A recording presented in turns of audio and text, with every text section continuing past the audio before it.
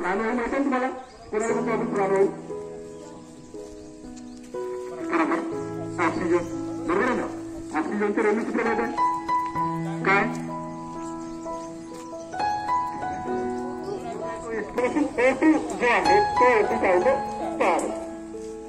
आता हा जो ओझोन आहे हा ओझोन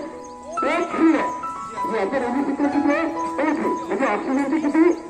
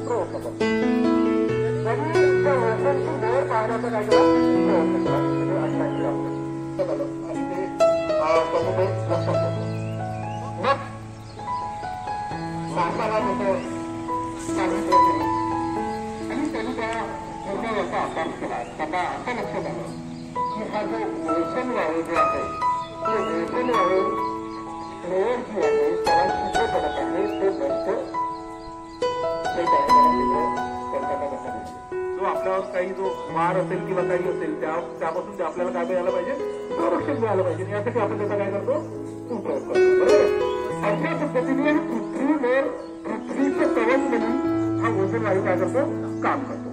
आता पृथ्वीचं कवच म्हटलं परंतु हा प्रोटेक्शन कसं मिळतो पृथ्वीला प्रोटेक्शन पृथ्वीचं जे प्रोटेक्शन आहे किंवा संरक्षण आहे